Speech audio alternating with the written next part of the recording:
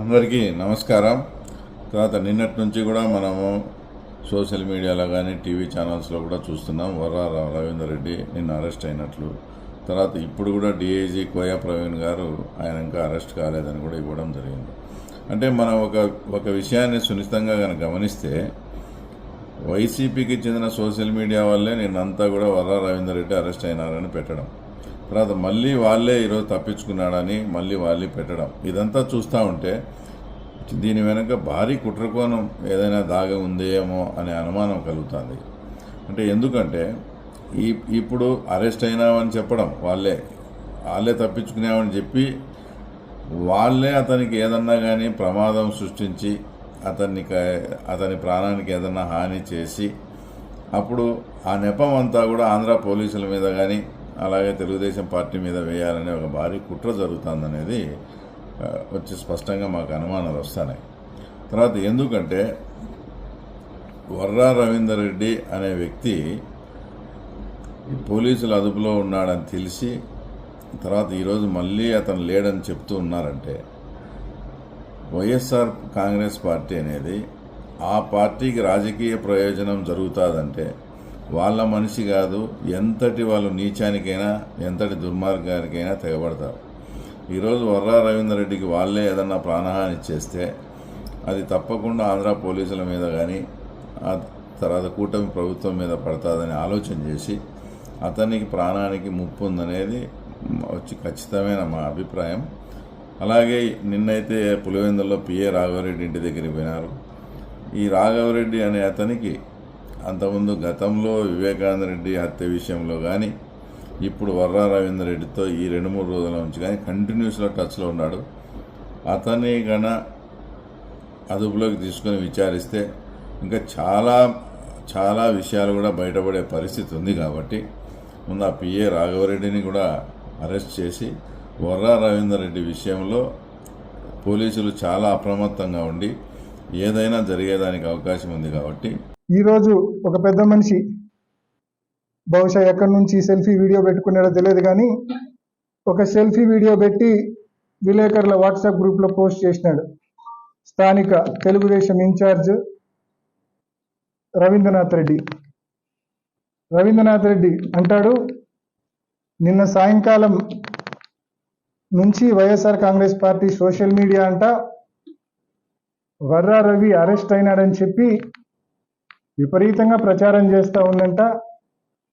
మళ్ళా ఈరోజు పొద్దున్నుంచి వర్రా రవి అరెస్ట్ కాలేదు, అయినాడా కాలేదా అనే సందేహం కూడా మనమే వెలుబుచ్చుతా ఉన్నామంట. దీంతో పోలీస్ శాఖకి ఎటువంటి సంబంధం లేదంట, తెలుగుదేశం పార్టీకి ఎటువంటి సంబంధం లేదంట. వర్రా రవికి ఏమైనా జరిగితే వైఎస్ఆర్ కాంగ్రెస్ పార్టీదే పూర్తి బాధ్యత అంట. నిజంగా ఎంత పెద్ద మనిషి, ఎంత పెద్ద మాటలు, కుట్ర జరిగిందంటాడు.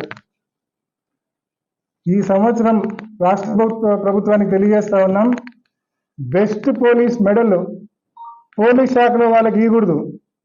మా పులివెందుల ఇన్ఛార్జ్ మాజీ MLC Ravindranath Reddy alias B Tech Ravi గారికి ఇవ్వాలి బెస్ట్ పోలీస్ మెడల్ అవార్డు. కూటమి ప్రభుత్వం పట్ల ఎంత కన్సర్న్ ఉందో ఒకసారి ఆలోచన చేయండి. నిజానికి నిన్న సాయంకాలం మహబూబ్ నగర్ దగ్గర వర్రా రవిని అరెస్ట్ చేసినామని చెప్పింది YSR Congress party social media కాదండి, సాక్షాత్తు మీ నీల్ మీడియా, మీ ఎల్లో మీడియా ఆంధ్రజ్యోతి, సాక్షాత్తు ఆంధ్రజ్యోతి అండ్ ఈనాడు స్పష్టంగా వర్రా రవిని మహబూబ్ నగర్ దగ్గర అరెస్ట్ చేశామని చెప్పి స్పష్టంగా వాళ్ళ టీవీల్లో వేయడం జరిగింది. అక్కడి నుంచి విజయవాడకు కానీ, రాజంపేటకు కానీ, కడపకు కానీ స్టేషన్లకు తీసుకెళ్తారని చెప్పి కూడా చెప్పడం జరిగింది. ఇది వాస్తవం కాదా అని చెప్పి అడుగుతుంది. ఒకసారి ఆ వీడియో చూపించండి.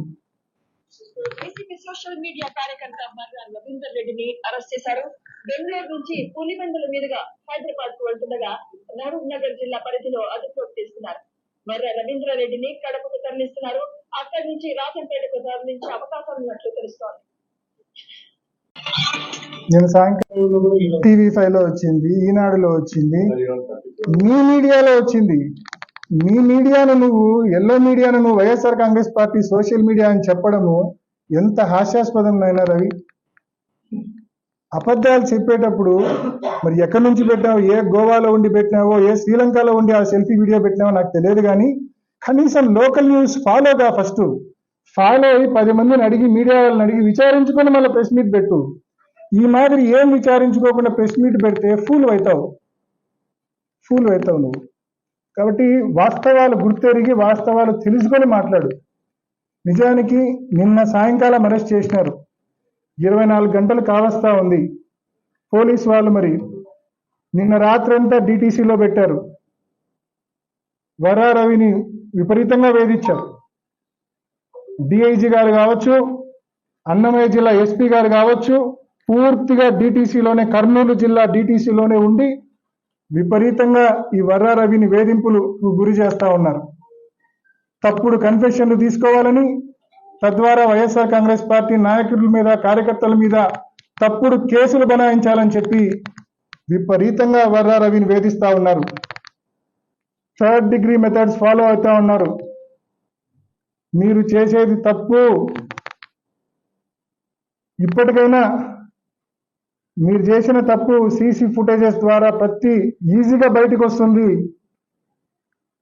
చాలా పెద్ద కుట్ర పన్నుతా ఉన్నారు. ముందు రిమాండ్కు పెట్టండి, లేదా తన దగ్గర ఏమైనా కన్ఫెషన్ తీసుకొని తను పంపించండి. ఏదైనా చట్ట ప్రకారం నడుచుకోండి అని చెప్పి పోలీసు వారికి మనవి చేస్తా ఉన్నాం. ముఖ్యంగా ఈ కేసును పూర్తిగా సర్వం తానే పర్యవేక్షిస్తున్న డిఐజీ, కర్నూలు డిఐజీ గారికి మనవి చేస్తా ఉన్నాం, కొయ్య ప్రవీణ్ గారికి. మరి డిఐజీ గారు, అదేవిధంగా అన్నమయ్య జిల్లా ఎస్పీ గారు, వీళ్ళిద్దరికి కూడా మనవి చేస్తా ఉన్నాం, చట్ట ప్రకారం నడుచుకోండి దయచేసి. తన దగ్గర కన్ఫెషన్ తీసుకుంటారా, మరేం తీసుకుంటారా?